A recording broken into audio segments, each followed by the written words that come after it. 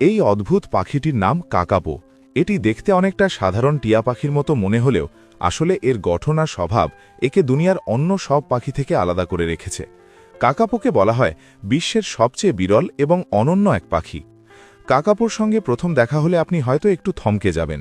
এটি আর 10টি সাধারণ টিয়া পাখির মতো ছোটখাটো নয়, বরং বেশ বড়সড়, ভারী এবং অত্যন্ত শান্ত স্বভাবের। কাকাপো হল পৃথিবীর সবচাইতে বড় আকারের প্যারেট বা টিয়া জাতীয় পাখি। এর ওজন প্রায় 4 কেজির কাছাকাছি হতে পারে, আর এই অতিরিক্ত ওজনের কারণেই বেচারা কাকাপো চাইলেও আকাশে ডানা মেলতে পারে না। তবে উড়তে না পারলেও প্রকৃতি তাকে একেবারে অসহায় করে রাখেনি। কাকাপো গাছ বেয়ে উপরে ওঠার কাজে দারুণ পটু। তার শক্তিশালী পা ব্যবহার করে সে অনায়াসে বড় বড় গাছে চড়ে নিজের কাজ সেরে নিতে পারে। কাকাপোয়ের আয়ু জানলে আপনি অবাক হতে বাধ্য। 10 বা 20 বছর নয়, বরং ধারণা করা হয় একটি কাকাপো গড়ে প্রায় 100 বছর পর্যন্ত বেঁচে থাকতে পারে। যেহেতু এরা উড়তে পারে না, তাই শিকারী প্রাণীদের হাত থেকে বাঁচার জন্য এরা এক চমৎকার কৌশল খাটিয়ে থাকে।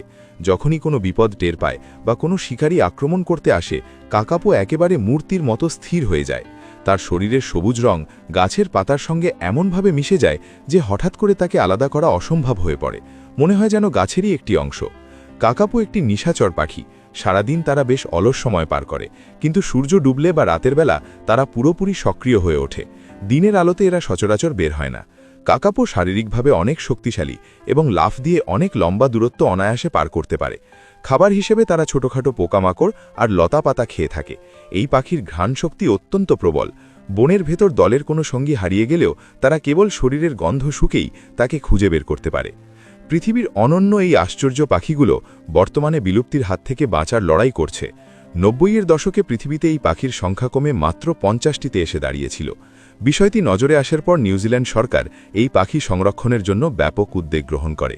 কাকাপোদের জন্য বিশেষ অভয়াশ্রম তৈরি করা হয় এবং প্রতিটি পাখির গতিবিধি নিবিড়ভাবে পর্যবেক্ষণ করা শুরু হয়। এমনকি এই পাখিগুলো চর্মরোগে আক্রান্ত হলে তাদের উন্নত চিকিৎসার জন্য পশু হাসপাতালে পাঠানোর ব্যবস্থাও করা হয়েছে। নিউজিল্যান্ড সরকারের এই আন্তরিক প্রচেষ্টায় বর্তমানে কাকাপোর সংখ্যা বেড়ে 213টিতে পৌঁছেছে। তাদের এই সফল সংরক্ষণের স্বীকৃতিস্বরূপ নিউজিল্যান্ডের বার্ষিক সেরা পাখির তালিকায় কাকাপো প্রথম স্থান দখল করে নিয়েছে। প্রকৃতির ভারসাম্য রক্ষায় প্রতিটি প্রাণীরই অবদান রয়েছে। কাকাপোয়ের মতো একটি বিরল প্রজাতি যদি পৃথিবী থেকে হারিয়ে যায়, তবে তা হবে জীব বৈচিত্র্যের জন্য এক বিশাল ক্ষতি।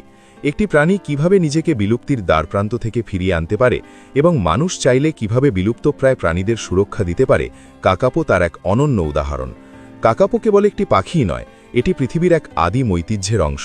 উড়তে না পারলেও লড়াই করে বেঁচে থাকার যে অদম্য ইচ্ছা এই পাখির মধ্যে দেখা যায়, তা সত্যিই শিক্ষণীয়।